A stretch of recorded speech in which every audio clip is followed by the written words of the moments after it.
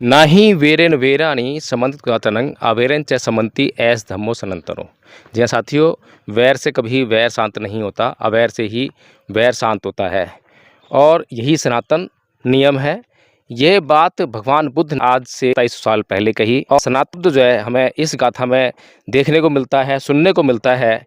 और सनातन शब्द का जो मतलब यहाँ से निकलता है वो ये है कि सदा बना रहने वाला ये नियम है, यानी कि जो सदा है वो सदा बना रहता है, जिसमें परिवर्तन नहीं होता है। क्योंकि इस नियम में जितनी जान 2700 साल पहले थी उतनी ही जान आज भी है। जिस प्रकार से उस समय कोई भी इस गाथा के जो अर्थ है इसका जो है उससे इनकार नहीं कर सकता था, आज भी कोई भी व्यक्ति, चाहे वह हिंदू है, मुसलमान है, सिख है, ईसाई है, कोई भी हो, वो आज इस गाथा के अर्थ से आज भी इनकार नहीं कर सकता है। साथियों, सनातन शब्द जो है उसका एक अर्थ अगर निकालें कि जो चीज़ सार्वजनीन है, सर्वकालिक है, सार्वभौमिक है और सदा सदा बनी रहने वाली है, तो उसको जो है सनातन कहा जाता है। तो इस तरह से अगर हम देखें तो आज आपको जो है जहाँ पर मैं लेकर आया हूँ, ये जगह है अहिछत्र का जो स्तूप आप देख रहे हैं। इसको बहुत से लोग जो है मंदिर कहकर संबोधित करते हैं। बाहर बोर्ड लगा है, वहाँ भी एएसआई ने इसको गलती से जो है मंदिर लिख दिया है इसमें जो है। और अगर आप देखें कि मंदिर की जो बनावट होती है वो किस प्रकार से होती है, क्योंकि मंदिर जो बनाया जाता है अंदर से जो खोखला होता है, लेकिन जो स्तूप होते हैं वो खोखले नहीं होते हैं। देखिए आप जो पूरा जो ये एरिया है, आप जो बनावट देख रहे हैं, निर्माण कार्य दिख रहे हैं आप जो है, इस निर्माण कार्य में आपको जो है अंदर कहीं पर भी ऐसा कुछ नहीं दिखाई दे रहा है। और मंदिर में सबसे बड़ी चीज़ क्या होती है कि वहाँ पर अंदर जो है बाहर से ढांचा होता है और अंदर जो है कोई ना कोई मूर्ति विराजमान होती है, लेकिन आप जो है इस प्रकार का कोई भी निर्माण कार्य आप इधर नहीं देखे होंगे। और ये सारा ढांचा जो है ठोस है, इसके भीतर कोई मूर्ति, कोई दरवाज़ा यहाँ आपको नहीं दिखाई दे रहा है, जबकि मंदिर में दरवाज़ा भी होता है। तो कुल मिलाकर कहने का मतलब यही है कि यह क्षेत्र जो है एक बौद्ध स्तूप के नाम से जो है लॉर्ड कनिंघम ने अपनी मेहनत से इसको जो है खोजा। और ये इतना ऊंचा जो आप देख रहे हैं स्तूप है, इस स्तूप को भी जो है जो लोग नहीं चाहते थे कि यहाँ पर बौद्ध धर्म जो है पनपे, फले फूले, उन लोगों ने इस स्तूप को मिट्टी डालकर ढका होगा। और आप देख रहे हैं कि जो ईंटें आप देख रहे हैं ये बिल्कुल प्राचीन ईंटें हैं और ईंटों की चौड़ाई से आप अंदाज़ा लगा सकते हैं। ये ईंटों की जो है आप अक्सर जितने बौद्ध प्राचीन स्थल हैं वहाँ पर ऐसी ईंटें आपने देखी होंगी, स्तूपों में जो है लगी हुई वही ईंटें आपको दिखाई दे रही हैं। और इस प्रकार की जो ईंटें हैं आप हमने देखी है नेपाल का जो लुम्बिनी वन, जहाँ पर तथागत बुद्ध सिद्धार्थ के रूप में जिन्होंने जन्म लिया, उनके वहाँ पर भी आपने ये ईंटें देखी होंगी। तो कहने का मतलब यही है कि ये जो बौद्ध स्थान है अभी तक बौद्धों से अछूता है। कारण ये है कि ये जो यहाँ पर जो शहर है, शहर से बहुत दूर है ये। और लगभग आप चारों तरफ देखेंगे तो ये जो इलाका है 10-12 किलोमीटर में फैला हुआ इलाका है। और ये किला के नाम से जाना जाता है, यहाँ पे कोई किला था पहले जो है। और ये नागवंशी जो राजा थे, ये उनका किला है, उनका स्थान है। यहाँ पर नागवंशी राजा रहा करते थे। नागवंशी राजाओं ने जो है यहाँ पर भगवान बुद्ध को धम्म देशना के लिए बुलाया था और यहाँ पर आकर भगवान बुद्ध ने धम्म देशना की थी। और यह हम अच्छी तरह से जानते हैं कि जहाँ पर भी भगवान बुद्ध ने धम्म देशना दी है वहाँ पर कोई ना कोई निर्माण कार्य कराया गया है। और ये जो निर्माण कार्य जो करवाया गया है कि जहाँ जहाँ भगवान बुद्ध गए या भगवान बुद्ध ने जहाँ जहाँ धम्म देशना दी या भगवान बुद्ध से जुड़ी हुई कोई भी जगह हो, वहाँ पर सम्राट अशोक ने उनका वहाँ पर कोई ना कोई निर्माण कार्य करवाया। वहाँ पर या तो स्तूप बनवाए या फिर अशोक स्तंभ लगवाए। तो ये जो आप देख रहे हैं निर्माण कार्य जो है, इसमें अंदर से सीढ़ियाँ भी बनी हुई हैं और ऊपर चढ़ने का भी इसमें जो है जगह बनी हुई है ऊपर चढ़ने के लिए। और आप देख सकते हैं कि कितना विशाल, पर भी जहाँ पर भी भगवान बुद्ध ने देशनाएँ दी, भगवान बुद्ध गए या भगवान बुद्ध से कोई भी स्थान जो जुड़ गया, वहाँ पर सम्राट अशोक ने कोई ना कोई निर्माण कार्य करवाने का प्रयास किया। और उनके ही प्रयासों का फल है कि यहाँ पर अहिछत्र का जो किला था, आप देख रहे हैं कि चारों तरफ 10-12 किलोमीटर का ये एरिया, यहाँ पर जहाँ तहाँ अवशेष फैले हुए आपको दिखाई दे जाएंगे। मैं आपको दिखाना चाहूँगा कि देखिए मैडम वो दिखाइए ज़रा, वो जो टीला देख रहे हैं आप, जो है वहाँ पर वो टीला देख रहे हैं, ये जो टीला दिखा रहे हैं ये एक तरह से सीमा सी दिखाई दे रही है, ये जो है ना फैली हुई है, जो 10-12 किलोमीटर का एरिया बताया जाता है कि ये 10-12 किलोमीटर के एरिया में फैला हुआ है। और ये जो आप देख रहे हैं यहाँ पर जो है ये मिट्टी के अंदर जो ईंटें मिल रही हैं, ये निर्माण कार्य है। ये ऐसा नहीं है कि प्राकृतिक रूप से मिट्टी जो टीले के रूप में इकट्ठी हो जाती है वैसी नहीं है ये। और यहाँ पर पुरातत्व विभाग ने सर्वेक्षण किया है, जगह जगह बोर्ड लगाए हैं, और बोर्डों के द्वारा जो है ये सूचना देने का प्रयास किया यहाँ के लोगों को कि यह स्थान जो है संरक्षित स्थान है। इस स्थान के 200 मीटर तक दूर तक कोई भी निर्माण अवैध है, और भी कार्य करने का प्रयास को जो है कानून रूप से दंडित किया जाएगा। लेकिन ये दुर्भाग्य है भारत का कि भारत में कुछ लोग नहीं चाहते कि भगवान बुद्ध की संस्कृति, भगवान बुद्ध का धम्म इस देश में पुनः फैले, पुनः प्रचारित हो, पुनः लोगों को पता लगे कि कितना मंगलकारी धम्म इस देश में था, जिससे कि इस देश के लोग अब वंचित प्राय हो गए हैं। और आप देख रहे हैं कि इस स्तूप के बिल्कुल सटाकर जो है ये खेत खलियान आप देख सकते हैं, जहाँ पर कि हल चलते हैं, ट्रैक्टर चलते हैं, या कटाई होती है, सारा कार्य होता है। और इस स्थान की अगर खुदाई की जाएगी और पुरातत्व विभाग के द्वारा इसका सर्वेक्षण किया जाएगा तो इसमें से भगवान बुद्ध का जो इतिहास है, उनसे जुड़ी हुई चीज़ें जो हैं वो निसंदेह निकल कर आएंगी, जैसे कि अन्य जगहों पर भी निकलती आई हैं। तो भारत भूमि में जहाँ जहाँ खुदाई होती है, जहाँ जहाँ लोग जाते हैं, हर जगह जो है कुछ ना कुछ सबूत मिलते हैं इस भारत भूमि के धार्मिक होने के, इस भारत भूमि के बौद्धमय होने के, इस भारत भूमि के बुद्ध के धम्म से सरा होने के। तो आप देख सकते हैं कि ये शिला यहाँ पे खड़ी हुई है बिल्कुल टॉप पे। यह शिला यह बता रही है कि इसका अपना एक इतिहास है, और यह बहुत कुछ बताने का प्रयास कर रही है। और यह शिला, जैसा कि इसका स्वरूप आप देख सकते हैं, ऊपर से गोल आकृति में है, नीचे इसको शेप देने का प्रयास किया गया है। ये जो है शिला की जो आकृति है, शिला है, इस तरह की शिला, इस तरह के स्तंभ मुझे कहने की ज़रूरत नहीं होनी चाहिए कि अभी तक कोई भी स्थान ना तो हिंदुओं के पास ऐसा मिला है, मुसलमानों के पास भी ऐसा नहीं मिला है, ईसाइयों के पास नहीं मिला है, जैनियों के पास नहीं मिला है। जितने भी स्तंभ मिले हैं, सभी स्तंभ भगवान बुद्ध से जुड़े हुए स्थानों पर सम्राट अशोक के द्वारा बनवाए गए हैं, वहाँ लगवाए गए हैं। और लेकिन दावा करने वाले दावा कर सकते हैं कि यह स्तंभ जो है हिंदुओं के गदा है या हिंदुओं का भीम गदा है, ऐसा कह के मतलब प्रचारित करने का भी प्रयास कर सकते हैं। जैसे कि हर गोल चीज़ को जो है हिंदू लोग शिवलिंग कहकर जो है उसको घोषित कर देते हैं। अगर बादल में कोई आकृति बन जाए आकाश में तो शिवलिंग, कहीं पहाड़ों में बर्फ़ जम जाए तो शिवलिंग, हर जगह जो है कहीं ना कहीं जो है, लेकिन कभी भी ये बताने का प्रयास नहीं करते हैं कि उस आकृति से जो है मनुष्य का किस प्रकार से कल्याण हो सकता है। तो कहने का मतलब यही है कि ये इतने सारे साक्ष्य, इतने सारे प्रमाण, फिर भी हम लोग आंखें मूंद लें, आंखें बंद कर लें तो समझ में नहीं आता कि किस तरह से जो है समझाया जाए। तो ये जो स्थान है, ये जो आप पत्थर देख रहे हैं, हालांकि ऊपर से टूट गया है, और इसका टूटा हुआ हिस्सा बता रहे हैं यहाँ के निवासी, स्थानीय निवासी की पीछे पड़ा हुआ है। हाँ, तो आप यहाँ घूमने आए हैं, क्या नाम है आपका? अवधेश कुमार सर। अवधेश कुमार जी, बताइए आप कहाँ रहते हैं यहाँ पर? पड़ोसी गांव दलीपुर में रहते हैं सर। अच्छा, यहाँ से तो 2 किलोमीटर है सर। 2 किलोमीटर दूर है। अच्छा, तो यहाँ का क्या इतिहास है?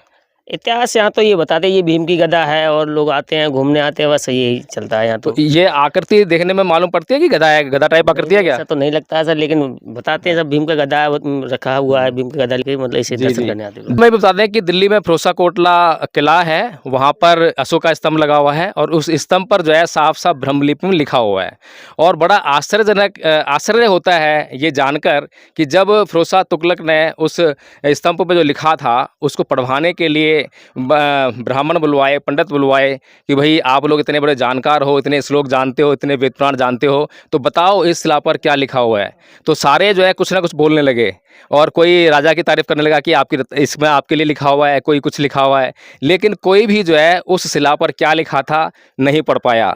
आखिर में जो है उस फिरोज़ शाह तुगलक ने जो है अपने किले में उस स्तंभ को जो है स्थापित कर दिया और वो स्तंभ आज जब मुसलमान वहाँ पर विजिट करने आते हैं तो उसकी पूजा करते हैं, वहाँ पर धागे बांधते हैं, पता नहीं क्या-क्या करते हैं। लेकिन जब ये एएसआई ने इसका पता लगाया और जब उसका पता लगा और जब उसकी जो लिपि में जो लिखा गया था ब्रह्म लिपि में उसके ऊपर, तो उसको जब पढ़ा गया तो पता लगा कि ये एक सम्राट अशोक के द्वारा बनवाया गया स्तंभ है, जो कि मेरठ में कहीं लगा था। वहाँ से उखाड़ कर वो जो फिरोज़ शाह तुगलक था उसको अपने किले में लेकर आया था, उसने लगवाया था और उस पर जो लिखा है वो बुद्ध के धम्म के बारे में लिखा है।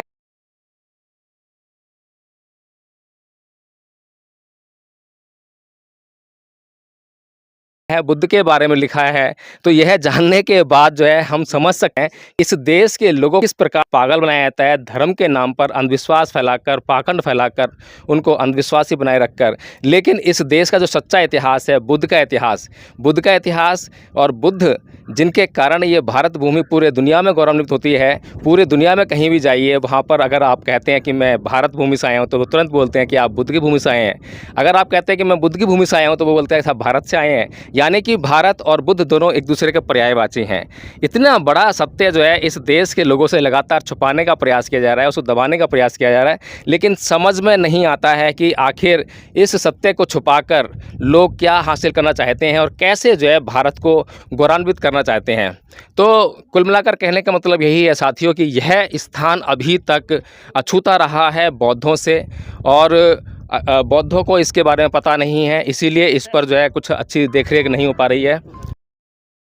तो साथियों ये अहिछत्र का जो क्षेत्र है आप दूर दूर तक देख सकते हैं। यहाँ पर कोई काली नदी भी बहती है जिसका पानी कभी सूखता नहीं, ऐसा बताते हैं। पानी नहीं सूखता है इसका मतलब ये यहाँ पर कहते हैं कि लोग की तालाब है यहाँ पर जिसका पानी नहीं सूखता है, लेकिन असलियत में ये पता लगा है कि ये तालाब नहीं है, नदी है। और नदी ही होती है जिसका पानी नहीं सूखता, नहीं तो तालाब तो होते हैं, तालाब में पानी इकट्ठा होता है, फिर वो गर्मी पड़ती है तो सूख भी आता है, लेकिन जो नदी होती है उसका पानी नहीं सूखता है। तो बहुत सारी ऐसी सच्चाइयाँ हैं, ऐसे साइंटिफिक फैक्ट्स हैं जिनको लोगों को पता नहीं है और कुछ का कुछ कहने लगते हैं। जिस प्रकार से कि इस शिला को जो है भीम की गदा कहना, अब गदा समझ में नहीं आ रहा कि गदा किस एंगल से कह रहे हैं, किस तरीके से उसको कहा जा सकता है। तो साथियों आप देख रहे हैं यहाँ पर हम ऊपर चढ़कर आए हैं और ऊपर चढ़कर आने पर हमें जो है ये एक शिला यहाँ पर स्थापित मिली है और ये शिला जो है जिसकी आकृति हम देखेंगे तो जो संकिसा है, संकिसा में जो आपने वहाँ पर जो मूर्ति देखी है शेर की आकृति की मूर्ति, उसी तरह की कुछ आकृति की ये जो है मूर्ति दिखाई दे रही है। और लेकिन हालांकि ये शेर की मूर्ति नहीं है, शेर की आकृति नहीं है, लेकिन आप देख सकते हैं कि ऊपर से जो है ये गोल आकृति है, गोल शेप दी गई है, इसको नीचे से चकोर सा शेप दी गई है। कुल मिलाकर ये जो है एक जो स्तूप होते हैं, जैसे कि हमने देखा है चौखंडी स्तूप है वहाँ पर सारनाथ में जो है, वहाँ पर जिस तरह की आकृति है उसी प्रकार की कुछ आकृति इसको देने का प्रयास किया गया है। और लॉर्ड कनिंघम ने जो है ह्वेन-त्सांग का जो यात्रा वृत्तांत है उसके आधार पर इस क्षेत्र की खोज की और उसके बाद यह पता लगा कि ये जो है स्थान जो है सम्राट अशोक के द्वारा बनवाया गया और यह एक बौद्ध धर्म से जुड़ा हुआ स्थान है, अहिछत्र का जो स्थान है और बहुत ऊंचा एक स्तूप है। इस स्तूप को भी विरोधी लोगों ने मिट्टी में कैसे दबा दिया ये जानकर बड़ा आश्चर्य होता है। इसको जान पड़ा बड़ा मुश्किल है कि किस तरह दबाया होगा। यहाँ पर हमने जब आए थे तो वहाँ पर कुछ वो बग्गियाँ रखी हुई थी जिसमें कि ट्रेन की पटरी वहाँ पे रखी हुई है, छोटी-छोटी पटरियाँ हैं और छोटी-छोटी बग्गियाँ हैं, जिनसे पता लगता है कि लॉर्ड कनिंघम ने कितनी मेहनत करके यहाँ पर जो मिट्टी वहाँ से निकाली होगी, उस मिट्टी को जो है वहाँ से निकाल कर जो है, क्योंकि यहाँ पर जब ये मिट्टी हटाई गई होगी इसकी जो है, तो उस मिट्टी को निकाल कर वहाँ दूसरी जगह पे शिफ्ट किया गया होगा, तब जाकर जो है ये क्षेत्र यहाँ पर जो है हम जो देख रहे हैं इस प्रकार अस्तित्व में आया होगा। तो साथियों ये क्षेत्र बहुत महत्वपूर्ण है, बौद्धों का क्षेत्र है और बौद्धों को जो है इस क्षेत्र के बारे में जानना चाहिए, यहाँ पर विज़िट करना चाहिए। जितना वे विज़िट करेंगे इसका संरक्षण करवाएंगे सरकार से, क्योंकि सरकार की बेरुखी हमेशा बौद्ध स्थलों के प्रति रही है, ये हमने जाना है। और यहाँ के लोग भी इस स्थान से अनभिज्ञ हैं, लेकिन यहाँ पर जो है जहाँ पर भी बौद्ध स्थल हैं, जहाँ तहाँ बौद्ध स्थल हैं, वहाँ पर जो है आपको मंदिरों की स्थापना देखने को मिल जाएगी। यहाँ पर भी इसी प्रकार से मंदिर बनवा दिए गए हैं और मंदिरों का निर्माण हो गया है। तो आप सोच सकते हैं कि आगे चलकर जो है उसको क्या रंग दिया जा सकता है, किस प्रकार से। ये जो आप देख रहे हैं, ये ऊपर जो शिलाखंड है, जो उसका जो ऊपर जो शिला लगा हुआ है, यानी कि जो पत्थर का टुकड़ा आपने देखा था जिसको हमने कहा कि अशोक स्तंभ है, उसी का टुकड़ा यहाँ पर जो है ये गिरा हुआ है, टूट कर गिरा है ये। और ये कैसे गिरा है ये नहीं मालूम है, शायद तोड़ा ही होगा किसी ने। और बहुत ही महत्वपूर्ण स्थान है, बहुत अच्छा लगा इस स्थान को देखकर। आज तक हम बरेली में आए थे तो बरेली को जो है सिर्फ झुमका के कारण जानते थे कि वहाँ पर जो है साधना ने जिस गाने को शूट किया था, वहाँ पे जो साधना के ऊपर जो शूट हुआ था गाना कि झुमका गिरा रे बरेली के बाज़ार में, तो उसके कारण बरेली जानते थे। लेकिन बरेली इतना इस काम के लिए, इस बात के लिए भी प्रसिद्ध हो सकता है, बल्कि मुख्य रूप से जो है बरेली इस क्षेत्र के लिए जाना चाहिए, अहिच्छत्र के लिए जाना चाहिए। तो यह जानकर जो है बहुत प्रसन्नता हुई कि यह जो स्थान है बौद्ध धर्म से जुड़ा हुआ स्थान है और बौद्ध लोगों के लिए इस स्थान का बहुत ही महत्व है। मैं कहूँगा कि बौद्धों के लिए ही महत्व नहीं है बल्कि पूरे देश के लिए महत्व है। आज पूरे देश का, अगर पूरी दुनिया में कहीं पर भी अगर नाम रोशन हो रहा है तो बौद्ध धर्म की वजह से हो रहा है। और बौद्ध धर्म के जो सिद्धांत हैं, बौद्ध धर्म की, भगवान बुद्ध की जो देशनाएँ हैं, एक एक देशना जो है मनुष्य कल्याण के लिए है। कुछ भी उसमें ऐसा नहीं है जिससे कि मनुष्य का कल्याण ना हो बल्कि बुरा हो। लेकिन फिर भी पता नहीं क्यों मनुष्य अपना ही कल्याण नहीं चाहता और भगवान बुद्ध से दूरी बनाने का प्रयास करता है। आर्कियोलॉजिकल सर्वे ऑफ इंडिया जो है कोई भी बात हवा में नहीं कहती है।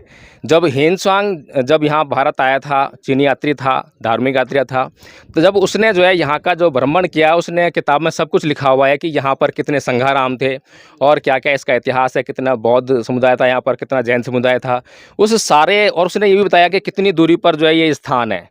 जब उसके यात्रा वृत्तांत में जब ये सब चीज़ें मिली कि दूरी के हिसाब से जब इसको नापा गया और यहाँ पर जब लॉर्ड कनिंघम उनके द्वारा जो है इस स्थान को खोजा गया, उनके द्वारा बताए गए तरीके से जो है, तब इस स्थान को जो है खोजा गया, निकाला गया और ढूंढा गया। और आप देख सकते हैं कि हम लोग कितनी ऊंचाई पे खड़े हैं। ये लगभग एक पहाड़ की ऊंचाई है ये।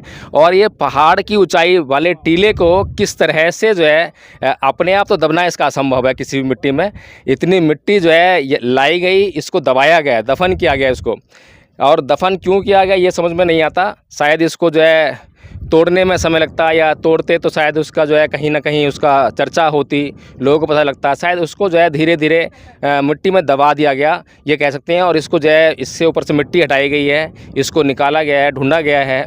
तो साथियों, कहने का मतलब यही है कि देश में जो है जो असली धर्म है, देश का धर्म, जिससे मानव का कल्याण होता है, जिसमें अंधविश्वास नहीं है, जिसमें पाखंड नहीं है, जिसमें कोई भी बात हवा में नहीं है और एक एक बात जो है मनुष्य के कल्याण के लिए है, उस तरफ जो है भारत के लोगों को बढ़ना चाहिए। ना कि सांप्रदायिकता में फंसकर इन उलझुल बातों में कि ये गदा है, ये लिंग है, ये शिवलिंग है, इन सब बातों में जो है कुछ नहीं रखा है। लेकिन अगर बुद्ध का जो अगर सच्चा इतिहास है, अगर उसकी तरफ बढ़ेंगे तो बुद्ध की तरफ बढ़ेंगे। और बुद्ध की तरफ बढ़ने का मतलब सिर्फ एक ही है कि मनुष्य का कल्याण, मनुष्य का कल्याण और मनुष्य का कल्याण।